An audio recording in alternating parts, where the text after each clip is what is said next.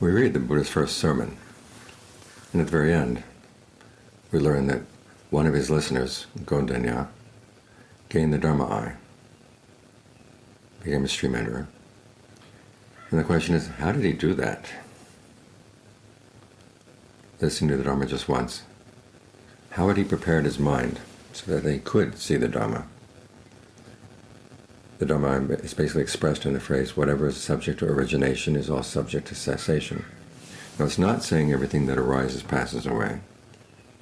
When the Buddha talks about things originating, the origination comes from within the mind. In other words, what is in the mind that causes these things? And how do they cease? He saw that they ceased, and he saw what was left when they ceased, which was the deathless. So he gained a glimpse of the deathless, which is why that phrase appeared to him spontaneously. He saw something that was not subject to origination, something that was not subject to cessation. So how did he do that? What qualities did he need prepared? Sometimes we hear that you have to let go of 3 fetters first before you can gain stream entry. The fetter of self-identification views, doubt, attachment to habits and practices. But actually, those fetters are cut after the experience of the deathless. What leads up to the experience of the deathless is a practice of 4 qualities. They're actually fairly basic. It's just learning how to do them right. The 4 are that you associate with people of integrity, you listen to the true Dharma, you apply appropriate attention, and then you practice the Dharma in accordance with the Dharma. What does this mean? You look for people of integrity, and as Buddha said, they have different qualities that you can identify that they really are people of integrity. One of the lists is that they have conviction, i.e. conviction in the Buddha's awakening. Virtue, they would not break the precepts, they develop good qualities in the mind. Generosity, they're willing to share what they have, freely, without grudging. And finally, discernment. They understand how things arise and pass away, and especially how they arise and pass away in ways that gives rise to suffering, or can lead to the end of suffering. They also have to be truthful and compassionate. There's a passage where the Buddha says you need to associate with people for a long time to know whether they have integrity. And you look for 3 things. 1, would they ever get people to do things that were going to harm those people? If so, you know they don't have compassion, you find somebody else. 2, would they ever claim to know things they didn't know? Again, if they would do that, then you find somebody else. And finally, is there a depth to their teachings that shows that they have deep personal attainments? If they don't, look for somebody else. But this is going to take time. As I would have said, if you want to know a person's virtue, their good qualities, you have to be around them for a long time. And you have to be very observant. And you have to have integrity of your own. If you don't have integrity, you're always going to be doubting the integrity of others. And you won't be able to recognize who has integrity, who doesn't. So this throws it back on you. You have to develop these qualities within yourself. And when you do, you begin to notice them in others, recognize them in others. You know, these are people that you should go near to, and they should listen to their Dharma. Now the question is, what kind of Dharma is true Dharma? As the Buddha said, in the very beginning years of his teaching, the true Dharma was alive. In other words, all the monks and nuns were teaching the same way the Buddha taught. If you learned the Dharma, you could be confident this is the true Dharma. But then he said in later centuries, many other versions were going to come in, counterfeit versions of the Dharma, and it's going to call everything into question. So you need to have some tests for recognizing true Dharma. One of them is the test that he taught to the Galamas. He taught them, you don't go by the fact that something is in a scripture, you don't go by the fact that something is said by your teacher. You put them into practice. In other words, these are teachings that have to be put into practice to know their true value. And see what the results are.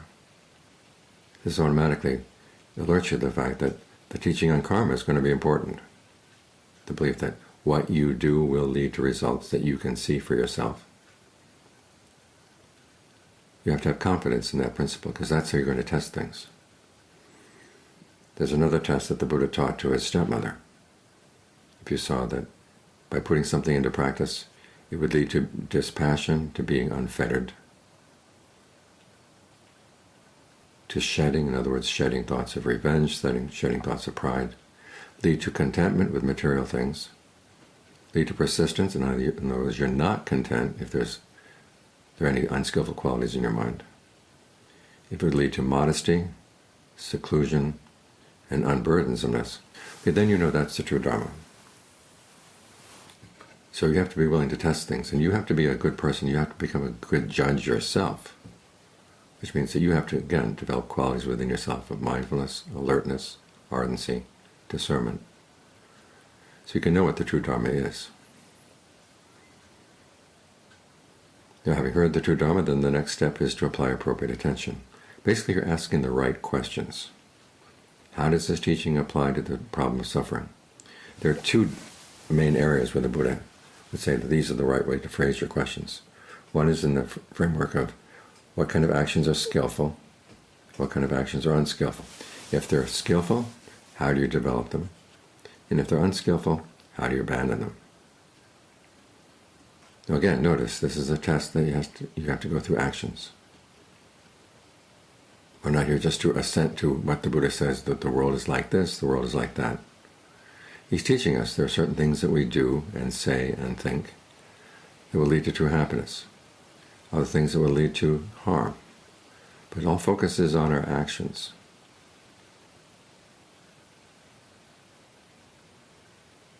He's talking about the power of our actions here. Also the power of our actions not only in general, but especially as we get onto the path. Because you will find some people say there's nothing to do, the path does itself.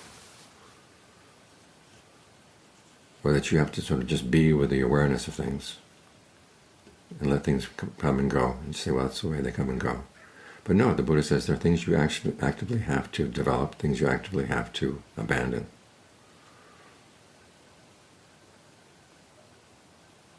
This gets into what Ajahn Lee says is the real factor in the mindfulness practice, which is the wisdom factor, i.e. ardency. The realization that if you really want to understand things, you have to commit yourself to doing the path and then reflect on the results. In other words, you have to do it. You're not just here to assent to things, say this is true, this sounds right.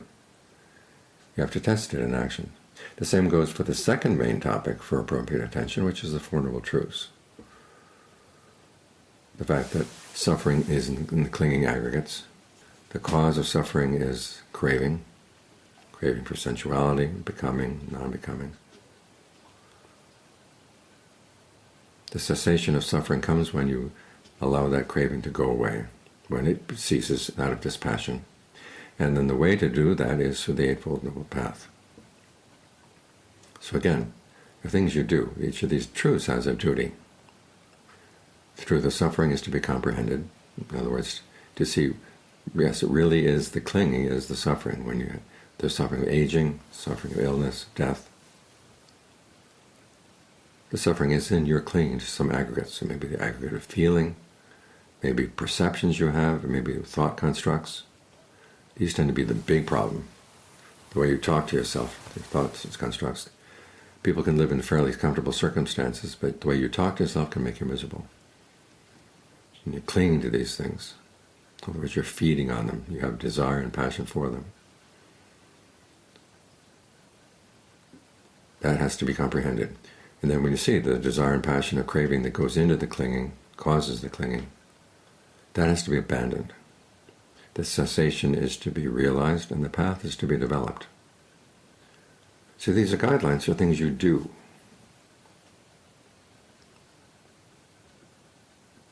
The Buddha is giving you advice on how you should act. He saw that this was his main duty as a teacher, to give you a clear sense of knowing what should be done and what shouldn't be done. Back in his days, there were people who taught that people were powerless. For example, that whatever you experienced was just the result of past karma. There's nothing you could do in the present moment to stop that. The Buddha said, well, in that case, then there's nothing that would give you any idea that there was anything you should do or shouldn't do. The idea of should and should not wouldn't have any meaning. You'd be forced to do whatever past karma forced you to do. It's because we do have choice in the present moment, that we can say yes or no. Think of the past karma, the results of past karma as food in your kitchen, and your present karma is your skill as a cook. You can have some pretty bad food in the kitchen, but if you're a really skilled cook, you can make something tolerable out of it. If you're a bad cook, you can get good ingredients and you can make a mess. So it was basically emphasizing the power of action here, and particularly the power of action on the path. There are things that we can do to make a change, things we can do to make a difference. It is true that there are some causes of suffering that go away when you just look at them. Those are the thoughts in the mind that tend to hide out. They're like those little animals that hide in the dark, and you expose them to light and they run away. Those things go away when you just look at them. But there are other causes of suffering in the mind that don't. And this is where you have to, you have to do what the Buddha calls exerting a fabrication. In other words, bodily fabrication, the way you breathe. Verbal fabrication, the way you talk to yourself. And a mental fabrication, the thoughts, perceptions, and feelings that you focus on. And so you have to work with these things. This is one of the reasons why we do breath meditation. Because sometimes the way you breathe is contributing to your suffering. Well, you can breathe in better ways. Bring attention to the way you breathe. Bring attention to the way you talk to yourself. Here we have you talk to yourself about the breath. What kind of breathing feels good right now? If it doesn't feel good, how can I change? And when it does feel good, how do I keep it going? When you can keep it going, how do I spread it to the body so I can get the most use out of it? And then finally, what perceptions do you hold in mind? If you find that you're angry about somebody and your perception is that they're a monster, well, they're not monsters. Look at them carefully. They don't have fangs. They're human beings. Change your perception.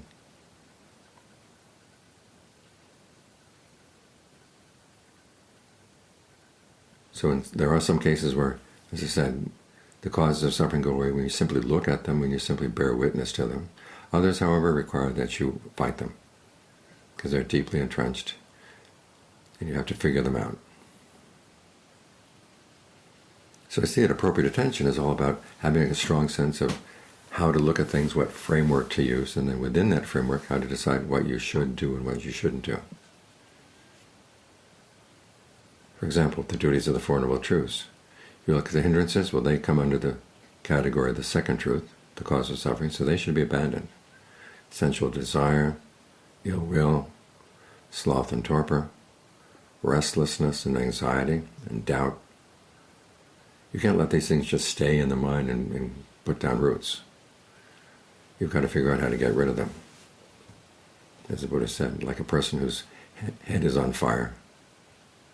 Try to get rid of them as quickly as you can. Now sometimes this does mean watching them for a while so you can understand why the mind is drawn to them.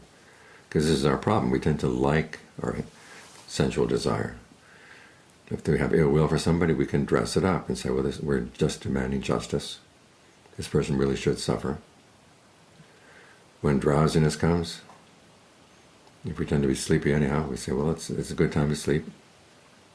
When you're restless about things, anxious about things, you tell yourself that you're being virtuous by worrying about the future.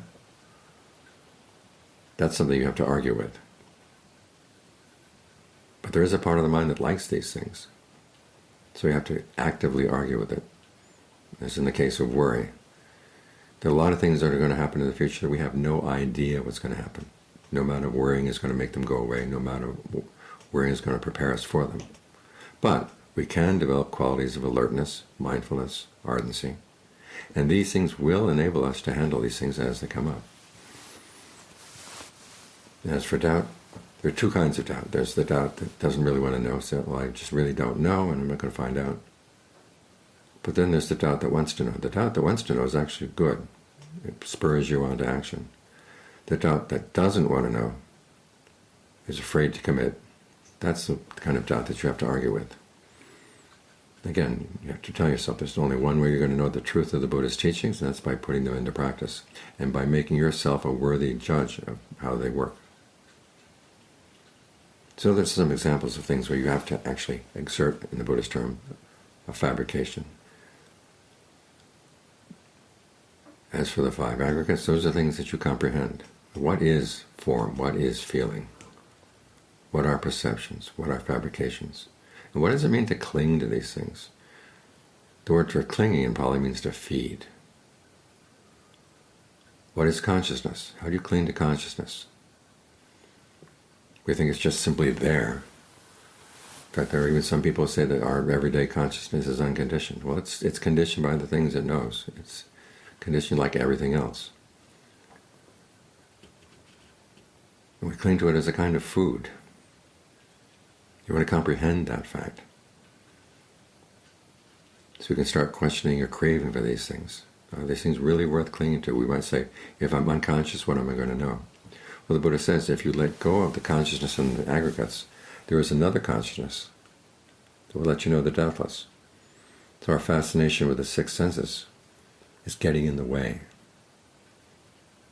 So these are some ways in which we take guidance from appropriate attention in terms of the Four Noble Truths. Now finally, there's practicing the Dharma in accordance with the Dharma. Now what that meant in the time of the Buddha is you practice for the sake of disenchantment, you practice for the sake of dispassion. In other words, say you're practicing mindfulness not so you can get ahead in life. You're practicing mindfulness so you can get the mind into concentration, so you can see it clearly, and see where you're causing yourself unnecessary suffering. Because after all, the Buddha is saying that we suffer because of our things we like. That goes against the grain. We think we're happy because of the things we like. Like the story of the man who had lost his son. He goes to the charnel ground every day and crying, "Where are you, my lost son? Where are you, my little son?" He comes back from the charnel ground, stops off to see the Buddha. The Buddha says, "You look like someone out of your mind. Where are you coming from?" And the man says, "I've just come from the charnel ground, where the body of my son is still lying there." And the Buddha says, "Yes, there's a lot of suffering that comes from those we love."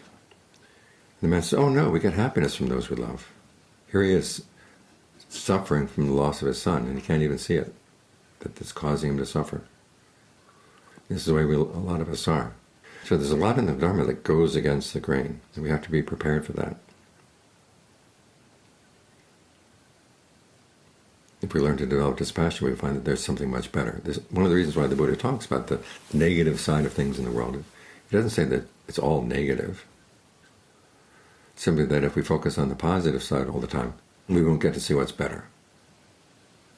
The second meaning nowadays, of course, practicing the Dharma in accordance with the Dharma means not changing the Dharma to suit our preferences.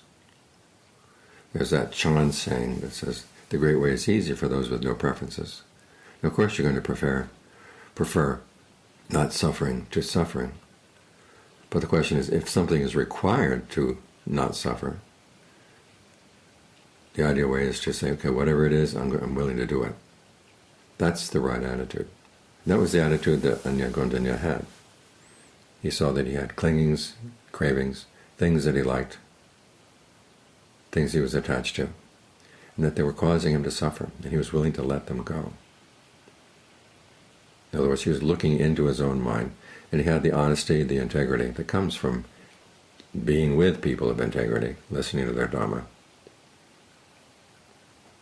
So he was actually willing to let go of the things that were making him suffer. So those are the qualities that are required for stream entry. Associating with people of integrity, listening to the true Dharma, developing appropriate attention, and practicing the Dharma in accordance with the Dharma. Well, there's one more thing. When you listen to the true Dharma, it's how you listen. That's what makes all the difference. After all, there was other people sitting in the same group. There are 5 of them altogether. The other 4 didn't gain the Dharma eye. They had to be taught more times before they were actually able to attain that. So it's not a question only of just getting good Dharma to listen to, but also how you listen. The Buddha said there are 5 ways or 5 attitudes you should bring when you listen to the Dharma that make it possible for you to see the true Dharma, i.e. to gain awakening on the level of stream entry. The first 3 are, 1, you have no contempt for the teacher. In other words, you trust the teacher. 2, you have no contempt for the Dharma that's being taught. You're willing to take it in, to look at your mind from the point of view of that Dharma, and not from the point of view of your old preconceived notions. And finally, you have no contempt for yourself. This is important. You have to believe that you are capable of taking this Dharma and practicing it. And then there are 2 other qualities. One of them is singleness of mind. Ekakan citta. Mind that has gathered around one topic. Sometimes this is translated as one-pointedness of mind. In fact, it's sometimes interpreted that means your mind is so one-pointed that you don't sense anything, you don't hear anything, you don't have any awareness of your body. Well, this is obviously not true. If you couldn't hear anything, you wouldn't be able to hear the Dharma. What it does mean, aga, there does not mean point. It means gathering place. So your mind is gathered around listening. You're not wandering off thinking about other things. You're giving full attention right here. And then finally, again, appropriate attention. Learning to ask the right questions about what you're listening to, how it can be applied to the problem of suffering in your mind. Now, there are other cases where the Buddha taught people who were able to attain stream entry. And he had to preface his remarks before he talked about the Four Noble Truths with what's called the graduated discourse. Now, the purpose of this graduated discourse is to develop those 5 qualities in the mind of the listener. The topics are generosity, virtue, the rewards of generosity and virtue in heaven, the drawbacks and degradation of sensuality, so you look favorably on renunciation. They're talking about generosity and virtue, that's easy to understand. And the rewards of these things in heaven. The Buddha was basically affirming that those of you who are listening, the fact that you've been generous, the fact that you're virtuous, these are things that are worthy of praise. These are things that will give rise to goodness in the future. You listen to comments like this, and you realize that this is a person of integrity. He's talking about things that we know are good and affirming that they're good. There were people in the Buddhist time who say, virtue has no meaning, it's simply a social convention. There really is no true good or evil in the world. Generosity has no meaning. When people die, they turn into nothingness, so whatever good you do to them has no long-term results. And you, by the way, are forced by the stars or forced by some other outside force. And the Buddha denied that. He says, no, you have value. The people you're giving things to have value. You listen to a talk like this, you know that you can trust the person who's giving that kind of talk. And he's also teaching you to have some pride in yourself, some self-confidence. Yes, I am on a good path because I've been doing these things. But then the Buddha turns the tables on you. He says, you gain these rewards and you go to heaven. But then when you get to heaven, sensual pleasures there will corrode your good qualities. It's almost like samsara is a sick joke. You work hard, hard, hard to be a good person. And then when you enjoy the rewards, they can pull you down. So when you listen to this, you say, I've got to go beyond that. I don't want to fall for that trap again and again and again. And that's when you begin to look on renunciation, i.e. the happiness that comes from concentration, in a good light. So this gets your mind focused in on the singleness of mind, that quality that we're trying to get so that you're fully focused on the talk. And then when you're in that state of mind, then the Buddha would talk about the Four Noble Truths, i.e. appropriate attention. So it's important how you listen. You have respect for the teacher, respect for the Dharma, respect for yourself. Bring these teachings in, apply them to the problem of suffering within you.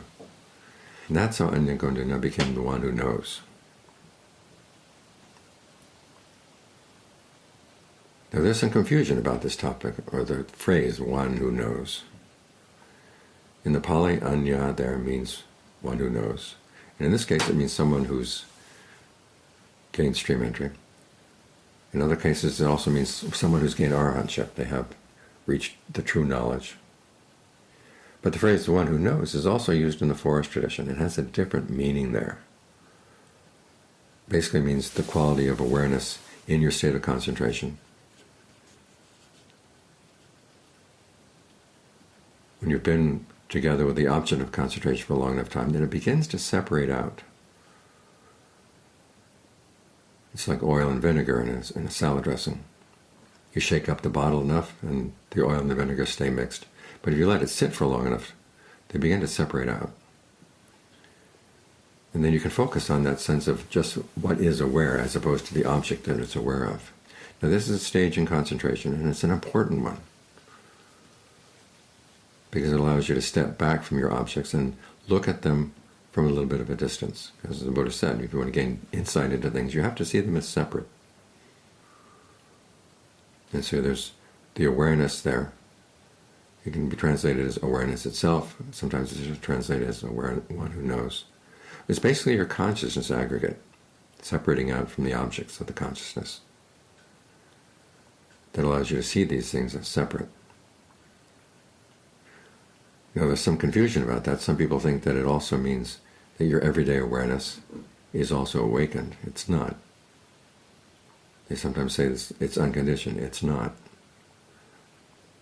Sometimes the question is, how can a conditioned consciousness know other things that are conditioned? Well, it perfectly can. That's how it knows.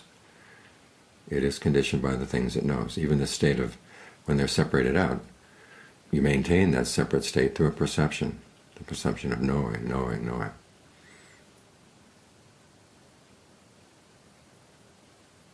And so, as I said, it is one of the functions you need as you practice. But it's only one. When the Buddha talks about the roles that you play in the practice, they actually come down to 4. One is you as the person who's going to gain the results of the practice. In other words, you as the consumer who wants to do the practice because you'll benefit. And that's something he encourages. Then there's you as the agent, you as the person who's responsible. When he taught Rahula to look at his actions, he always said, anticipate this action that I want to do, this action that I am doing, this action that I have done.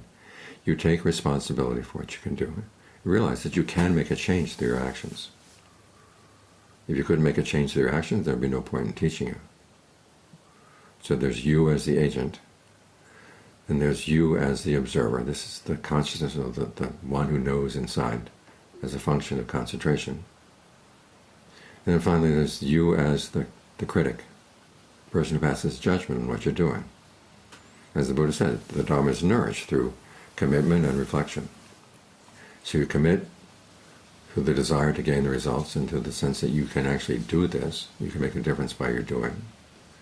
And then you reflect by watching carefully, saying, oh, at least this is how things are happening. And then you can judge, are they happening well or not?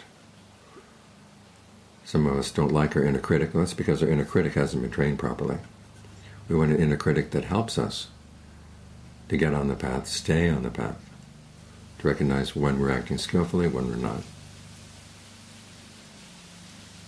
So we have to play all 4 roles in our practice. Don't try to do just one. If it's nothing but wanting, that's not going to help. Nothing but doing without any reflection, that's not going to help. If you're just watching, bearing witness, nothing happens. A few causes of suffering will fall away, but there's still a lot of them buried in there. And finally, if you're judging yourself all the time, but not making any improvements, that's not going to help either. All 4 of these functions, you as the consumer, you as the agent, you as the observer, and you as the judge or commentator, they have to learn how to work together.